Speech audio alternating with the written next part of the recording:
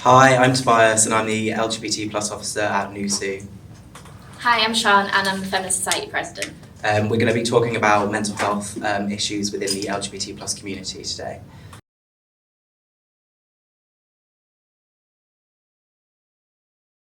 So I'm bi and have anxiety amongst other mental health sort of issues, and I would say the thing for me is mental health and your sexuality is separate, and often in sort of medical spheres, there seem to be one and the same. So basically, people often assume that because you're LGBT, that you have the mental health issues because you're part of the community, and not that it's just like a separate thing.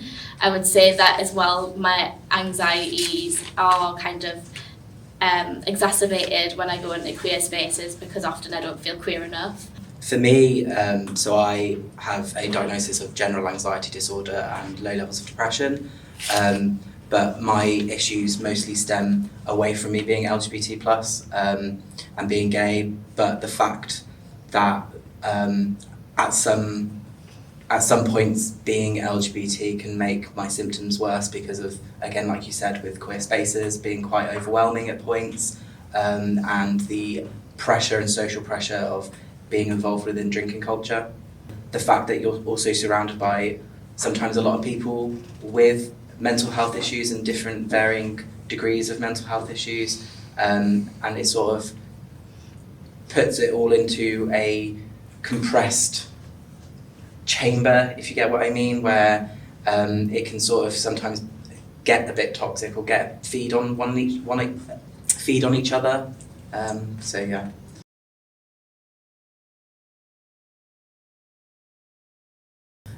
So the LGBT community has high rates of suicide attempts. They have high rates of people suffering with eating disorders. It's estimated that between 11 to 32% of LGBT plus identifying people have attempted suicide, which is quite a shocking statistic really, and up to around 16% of LGBT plus people have symptoms or have a eating disorder, which again is a very worrying statistic.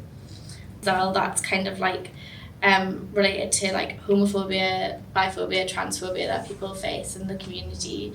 Like obviously there's a kind of dangerous rising of particularly transphobia, which kind of affects a portion of the community which is sometimes not thought about often enough. Yeah. So obviously LGBT people are still a marginalised community, and I think that creates a lot of discrimination, especially in places where people think that like LGBT people are welcome or assume that they're welcome, and there's a lot of sort of like in community fighting, which means that there's a kind of a marginalisation of communities within the LGBT community, like the trans community, which is obviously disgusting and gross. I think it's quite interesting with the fact that there's that isolation outside of the community and within the community, and that's another factor with issues of mental health and the rise within the community in itself. Yeah, and so like I think to make things better there needs to be a sort of LGBT places need to consider all aspects of LGBT and not just lesbian, gay and stuff like that, because that can make spaces really isolating for people. Yeah, especially when rates of suicide, rates of substance abuse, being either alcohol or drugs, are on a higher level within the community in itself because of that social pressure. Yeah. It's as well as like going into those spaces, like a lot of people are introduced to the queer community through drinking culture, and I think that's where poor mental health and sexuality does link, because a lot of our spaces, the only places that people have are bars, clubs, and that just makes sort of substance abuse worse in the community. Yeah, no, definitely. Within the LGBT plus community, the fact that we are more socially isolated at points, it can be an issue with accessing health services and mental health services, because people are either dissatisfied with the services already available to them, or they don't feel confident to ask for help. Yeah. So I think that needs to change.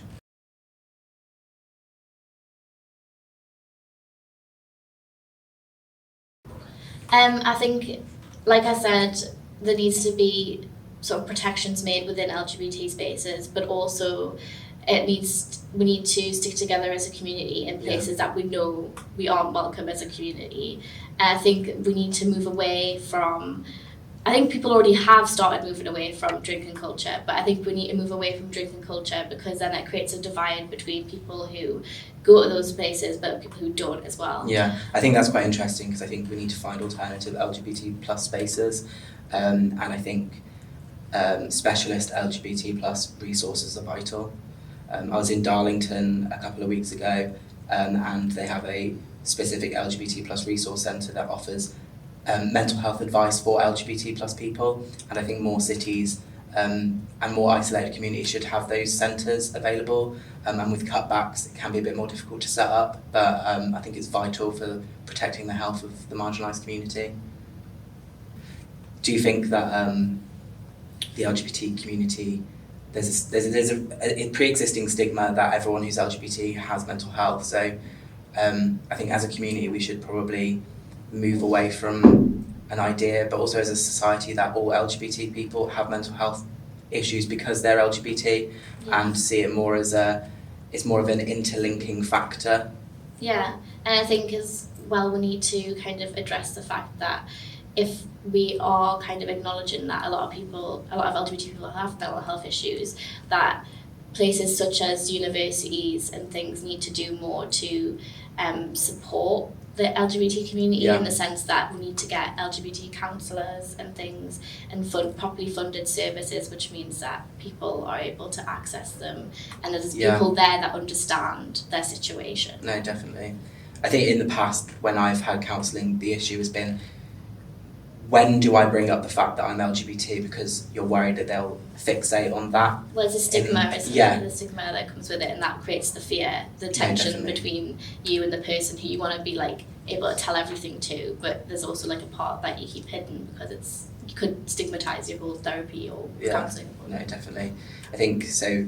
A lot of the main issues that we've discussed today have been around discrimination, social isolation, potential fractions within the community itself, and I guess the lack of awareness for accessing certain resources for LGBT specific services.